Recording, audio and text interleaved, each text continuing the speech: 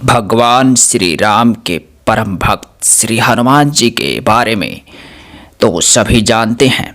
यह भी जानते हैं कि दशरथ नंदन राम हनुमान के हृदय में बसते हैं। लेकिन क्या आपको यह पता है कि एक बार पवन सुत हनुमान श्री राम जी से ही लड़ने पहुंच गए थे।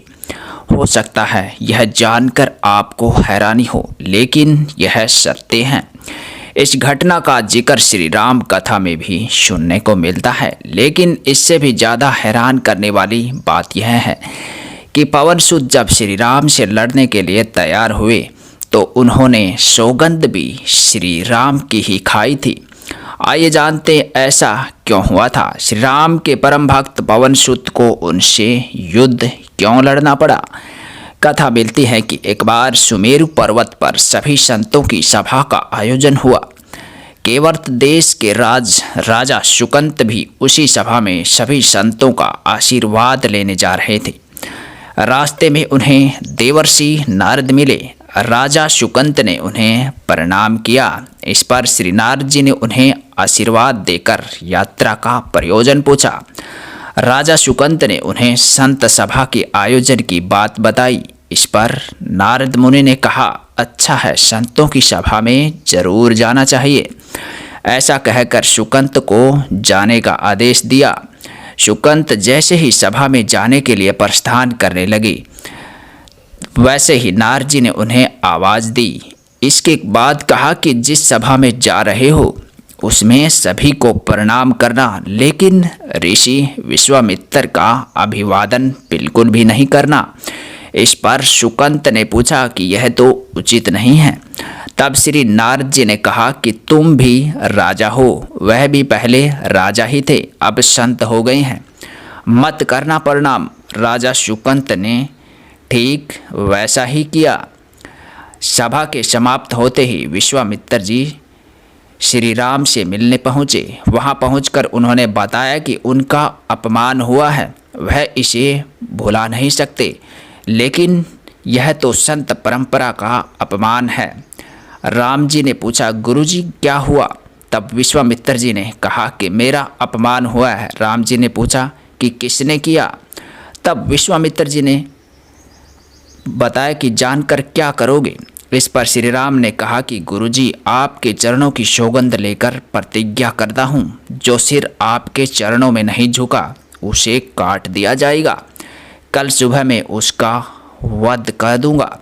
श्री राम की इस सौगंध का जैसे ही राजा शुकंत को पता चला, वह नारद मुनि को खोजने लगे। काफ़ी देर तक वह परेशान रहे, लेकिन नारद मुनि उन्हें मिल नहीं पा रहे थे। व्याकुल होकर जब वह रोने लगे, तब नारद जी प्रकट हुए। शुकंत ने कहा, हाथ जोड़कर उनके साथ हुई घटना का बयान किया, साथ ही प्राण दान की विनती की। इस पर नारद जी ने उन्हें माता अंजनी की शरण में जाने की सलाह दी। यह भी कहा कि अगर उन्होंने तुम्हें बचाने का वचन दे दिया तो तुम जरूर बच जाओगे, लेकिन यह भी कहा कि वह किसी को यह नहीं बताएंगे कि नारद जी ने उन्हें यह सलाह दी थी। राजा शुकंत के रोने की आवाज़ सुनकर माता अंजनी बाहर आई। तब उन्होंने कहा कि माता, मुझे बचा लें, अन्यथा विश्वामित्र जी मुझे मार डालेंगे। इस पर माता अंजनी ने शुकंत को उसके प्राण बचाने का वचन दिया। उन्होंने कहा कि तुम शरण में हो, तुम्हें कोई नहीं मार सकता। इसके बाद राजा शुकंत को विश्राम करने के लिए कहा। शाम ढले जब हनुमान जी माता अंजनी के पास पहुँचे तो उन्होंने सारी बात बताई, लेकिन शुकंत को बुलाने से पहले पवन सुत से सौगंध लेने को कहा। तब श्री हनुमान जी ने कहा कि वह श्री राम के चरणों की सौगंध लेते हैं कि वह शुकंत के प्राणों की रक्षा करेंगे।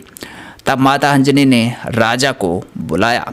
हनुमान जी ने पूछा, कौन तुम्हें मारना चाहता है।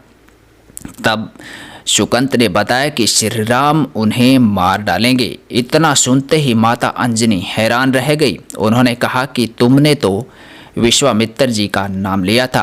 तुम राजा ने कहा कि नहीं, वह तो मरवा डालना चाहते हैं, लेकिन मारेंगे तो राम ही। हनुमान जी ने राजा सुकंत को उनकी राजधानी में छोड़ा और श्री राम के दरबार में पहुँचे। वहाँ पहुँचकर उन्होंने राम जी से पूछा कि वह कहाँ जा रहे हैं। तब मर्यादा पुरुषोत्तम श्री राम ने बताया कि वह राजा सुकंत का वध करने जा रहे हैं।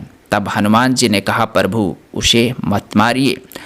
राम जी ने कहा कि वह तो अपने गुरु की सौगंध ले चुके हैं, अब पीछे नहीं हट सकते।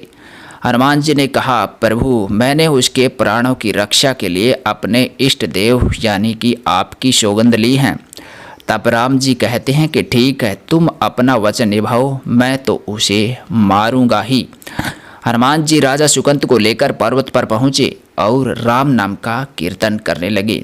उधर राम जी राजा सुकंत को मारने के लिए उनकी राजधानी पहुँचे, लेकिन वह नहीं मिले तो वह उन्हें खोजते हुए पर्वत पर पहुँच गए।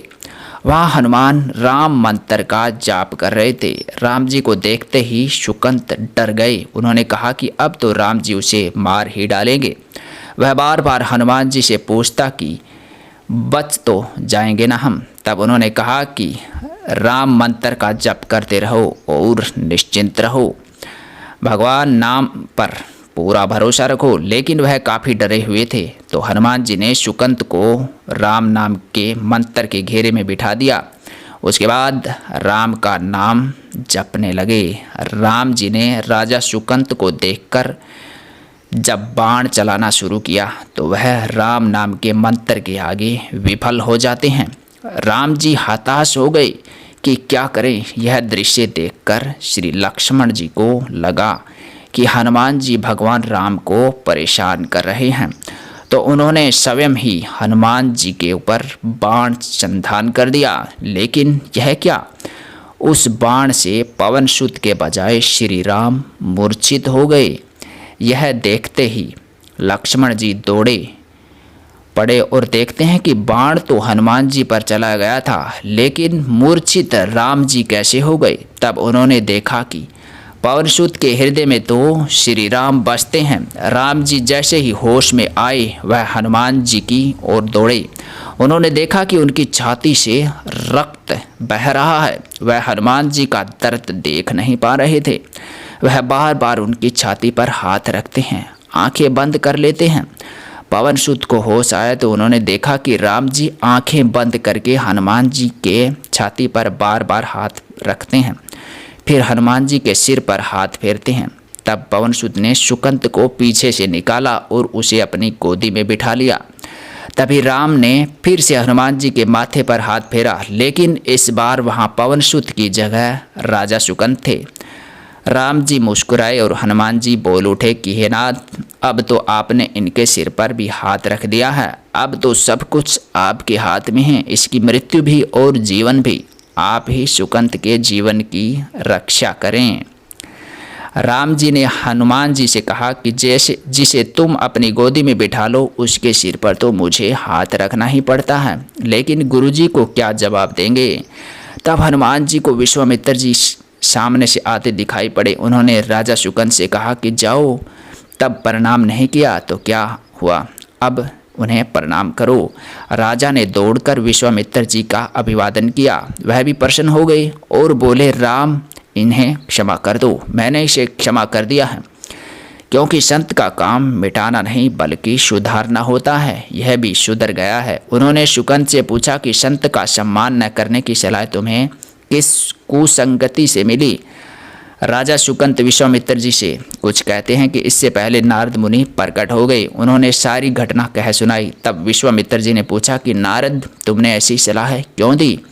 तब नारद जी ने कहा कि अक्सर ही लोग मुझसे पूछते थे कि राम बड़े या राम का नाम बड़ा, तो मैंने सोचा कि क्यों न कोई लीला हो जाए कि लोग अपने आप ही समझ लें कि भगवान से अधिक भगवान के नाम की महिमा है। आपको ये वीडियो कैसा लगा हमें कमेंट बॉक्स में ज़रूर बताएं। इस वीडियो को लाइक और शेयर करना न भूलें। मिलते हैं अगले वीडियो में, तब तक के लिए जय श्री राम, जय बजरंगबली।